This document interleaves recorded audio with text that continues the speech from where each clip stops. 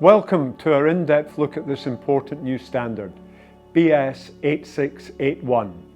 BSIF are dedicated to improving our industry through increasing the capability, competency and the skills of all those involved, and today's topic is a further step in this process.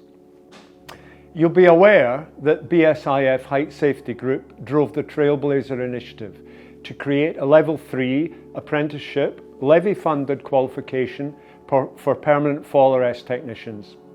Today we've assembled a group of compelling industry experts who will break down what the BS 8681 standard means for everyone involved, including duty holders, manufacturers, system designers, installers, inspectors, trainers, assessors and auditors.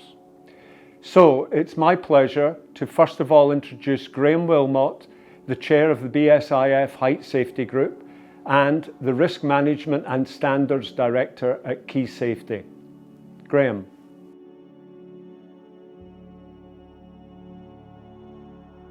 Thank you, Alan. This standard has been drafted to complement BS 7883, Personal Fall Protection Equipment, Anchor Systems, System Design, Installation and Inspection Code of Practice. BS 7883 provides guidance on the products, product design, installation and inspection, as well as the necessary documented process of completing the initial design risk assessment and finally producing a system technical file to be provided and sent to the duty holder.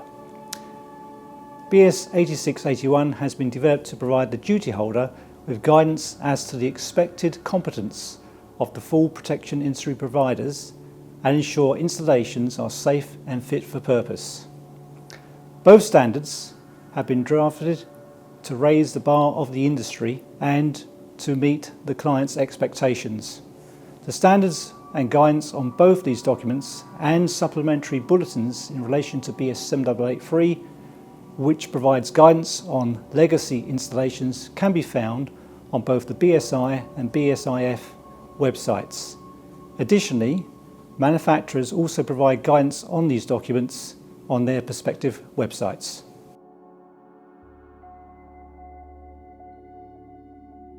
So duty holder.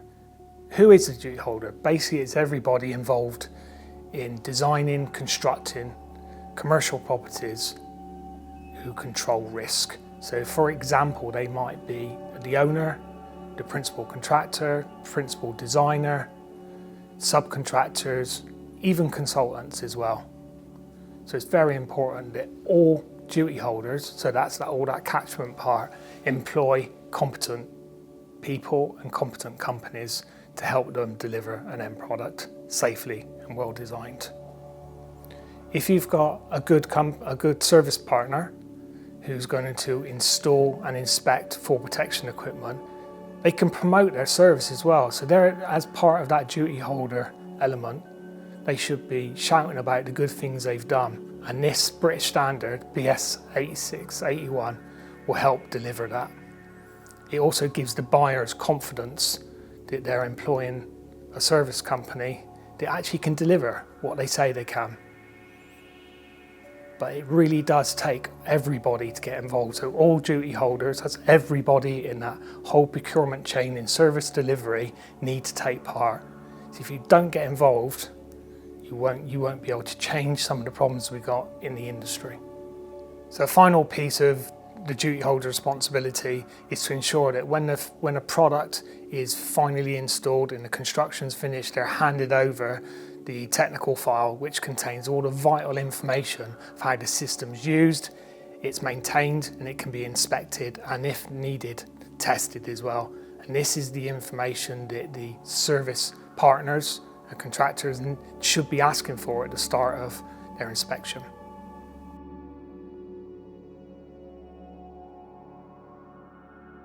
The release of this new standard brings the industry much needed clarity on the roles and responsibilities of all the stakeholders involved with personal fall protection equipment. Aligned to this is much needed guidance on the competency requirements of designated individuals being suitably trained or qualified by knowledge and practical experience. The timing of this also occurs as the industry sees a number of key standards entering a period of review and realignment. As a result, organisations and individuals will be required to prove that they have the competency and appropriate ongoing training to fulfil their roles. The thread that weaves throughout this is recognition that the safety of individuals in the built environment and the need for working at height requires an urgent, positive cultural and behavioural change.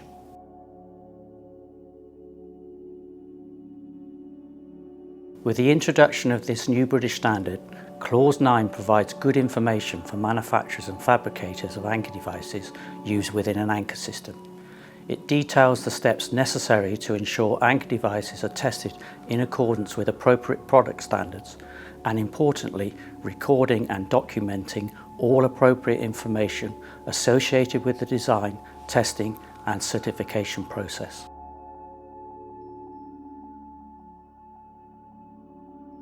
The manufacturer of fall protection equipment has the responsibility to ensure that what it brings to market is both safe and compliant. This includes several stages, including design, making sure that not only does it meet the operational requirements, but also that it meets all the relevant safety standards. You need to do a risk assessment to make sure that it's safe in use and is also compatible with all the other elements of the fall protection system. The manufacturer also has to make sure that the equipment is manufactured correctly, labelled and marked to the standards, the relevant standards, and also that all quality assurance systems are in place. It needs to have the product tested. So this is done by a third-party notified body, and on successful completion of the testing, they'll issue a certificate. We need to produce, develop and make available documentation to make sure that the equipment is designed, installed, inspected and used correctly. This includes user instructions, guides, data sheets, certification. Finally, through the design life of the product, we need to support that with technical bulletins, safety notices if applicable, warranties, parts and servicing. All this process is documented and these documents form the product technical file.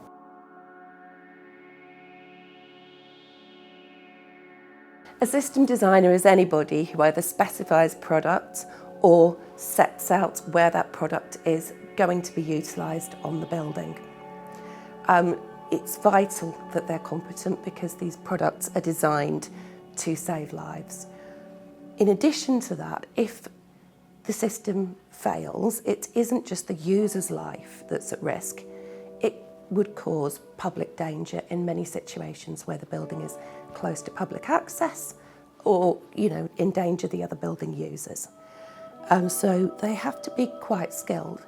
They need to have good knowledge of the products and the capabilities of the products, a strong knowledge of how to calculate fall clearance, and enough knowledge of construction and fixings to be able to gather the correct information to, where necessary, liaise with the client's structural engineers or a structural consultant to ensure that the provision is structurally sound.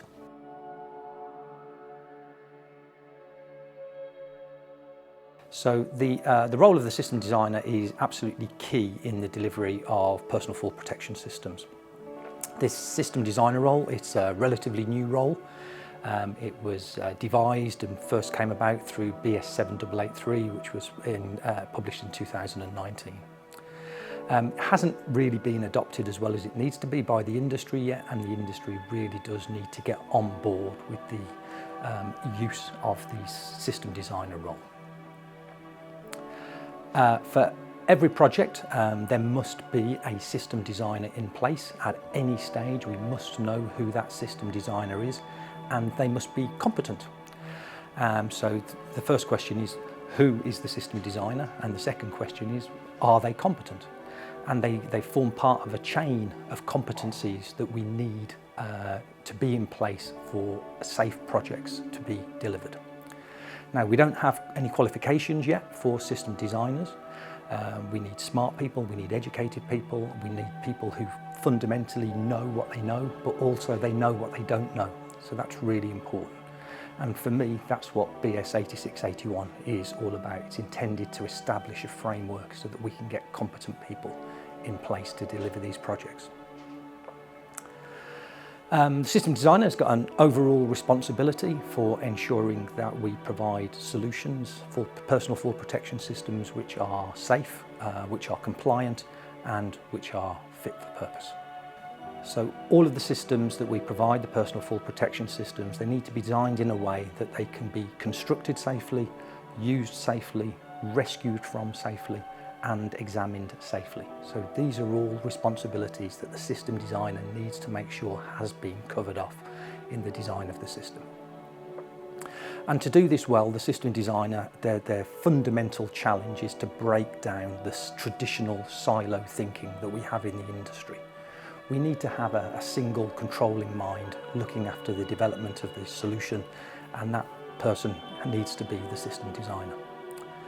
The role can switch from one person to another as a project progresses, and so different people will be termed the system designer at different stages possibly.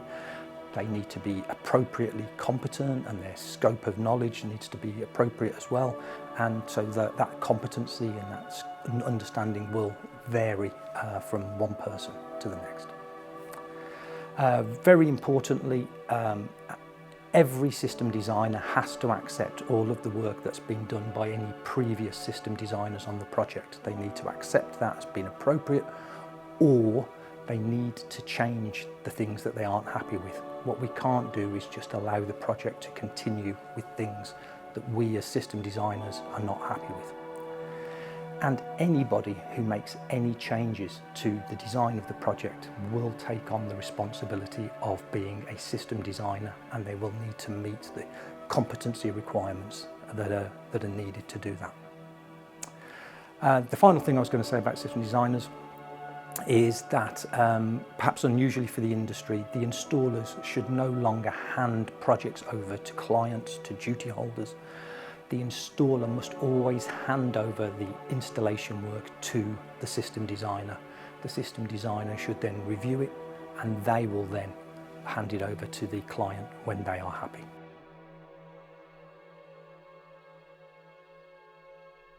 Installers. In order for an organisation to comply to BS 8681, it is essential for those installing safety critical products are competent and have suitable and sufficient skills, knowledge and experience to be able to fulfil their role.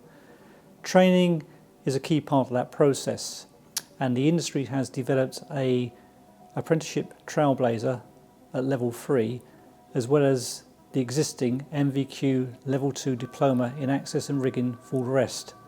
Further, the industry is also developing a non-funded MVQ qualification which provides employers with complete flexibility as to how they train their staff.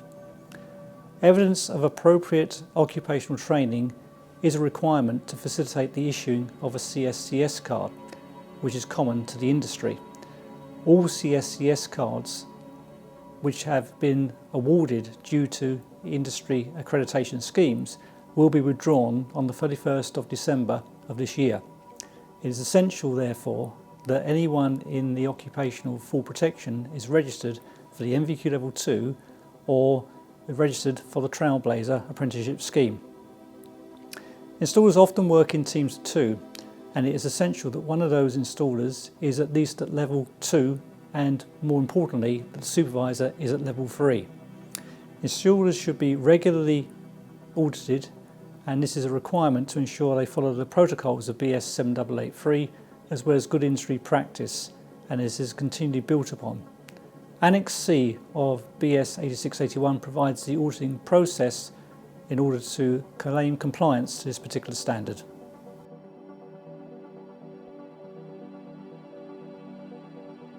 Inspectors. To claim compliance to BS 8681, it is essential that those inspecting safety critical products are competent to do so and have sufficient skills, knowledge and experience to be able to fulfil their role.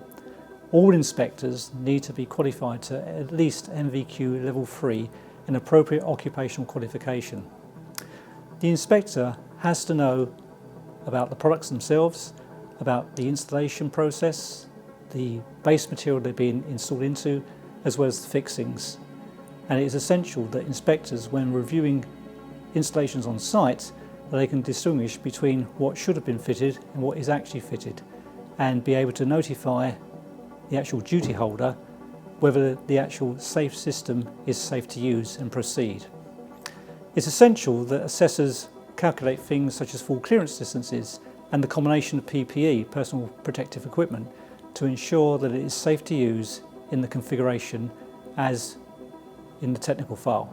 The design of the system is essential, and a design and risk assessment must have been completed initially for the installation, and this needs to be reviewed to ensure that the design of the existing system is appropriate for the given hazards identified.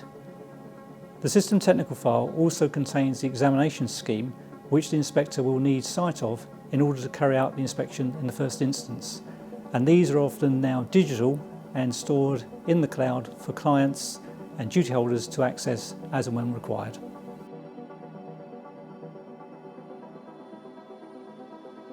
The job role of system inspector is a skilled role, in that they need to have, on top of the skills needed for an installer, they need to have a wide-ranging product knowledge in order to recognise the different products and how they should be assembled on site to meet the manufacturer's requirements.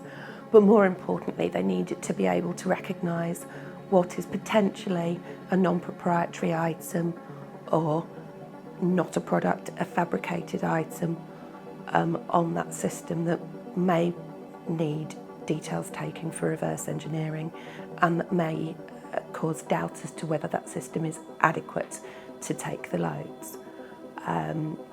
So they need some construction knowledge, some knowledge of fixings, and in addition to that they need to understand how to correctly undertake proof loading tests where required by the standards.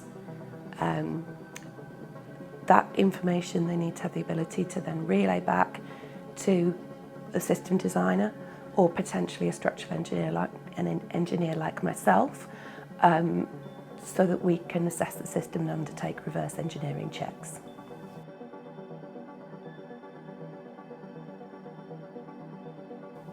So yeah, here today to talk a little bit more about the 8681 being introduced a little bit later this year, and how it has what I believe is a positive impact from a training standpoint on the industry and where the industry really should be and where it needs to go moving forward.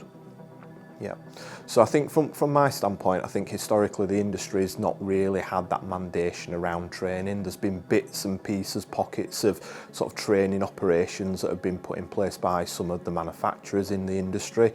I think the sort of unaccredited routes, whilst they have a very important part to play in the industry, not having something that's regulated, it may be open to interpretation around what is actually available out there in the market, what level of training a person's received as well. So I think the sort of introduction of 8681 and starting to move more towards a sort of regulated world of qualifications, training, adds significant value to the industry. Moving forward, I think the development of the level 3 MBQs will support the current level 2 that's out there, that provides obviously a nice baseline entry level for entrants coming into the market. It again supports that transition that CSCS and CITB are putting in place around ensuring that people working on live construction sites are trained to a good standard as well, and it supports that further development further down the line, in terms of people being put onto level 3 MBQs or level 3 apprenticeships, obviously which we've currently got, which will give opportunity for individuals within the sector to effectively cement a position within the industry, and rather than having sort of anyone turning up with a green CSCS card and being able to go out on site and do, well, install safety critical equipment. I think at the moment with the position that the industry is currently in, there is such an important need to get individuals registered, at least registered or actively enrolled onto either the level 3 apprenticeship, or at very worst case scenarios get people enrolled onto level 2. As the level 3 MBQ has been developed in the background, it will provide an opportunity for just a simple top up a little bit further down the line once level 3 is in place, and it gives us an opportunity and the individual an opportunity to progress themselves further with additional training, and it keeps that momentum going around, continually professionally developing themselves in an industry that is starting to slowly catch up with some of the other sort of traditional trades like your bricklayers, plumbers, electricians, all of which that have got level 3, level 2, 3, 4, even 5 opportunities for them to progress into, and I've no doubt that that'll actually help along the way as well.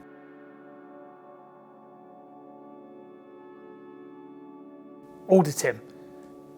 Why do we need to do an audit? It gives us a benchmark of a standard for everybody to achieve. This is mainly for the system designer and the company that they work for. The audit's the start of a journey. It's not the solution, but it's a really good start. Identifies any non-compliances and maybe can bring in some actions into a control plan as well to help the company develop as they're adapting and reaching the standard. The results are measurable, like everything. If you can't measure it, you can't solve it. There will be some challenges implementing this, but if we aim at the right level to start with, then that's where we should be. Really, the audit process is to integrate and complement existing SIP providers. Is not to compete with them. It should be as a complementary service. Existing SIP processes, whilst they have their place, they won't delve into the detail that this particular standard requires and is set out to achieve. You've got an internal audit or a self-delivery audit from the inspection and installation companies. This is going to help them understand where they are and get prepared, ready for what would be an external audit. So the internal self-delivery audit is recommended every 12 months annually, and the external audit would be every 3 years. The key part of that is, that independent bit. A challenge we have, not just with the installation companies, is also the competency of auditors as well. And as often, the role may be split into more than one person. But it's important to obtain correct and accurate results that we get this level right. So again, it's another challenge for the industry. Does it guarantee us 100% success? No, but it's a good start. And again, we should always aim to be at the right level. And if you have a company that's aiming to deliver to this standard, BS 86, 81, then you're on the right path.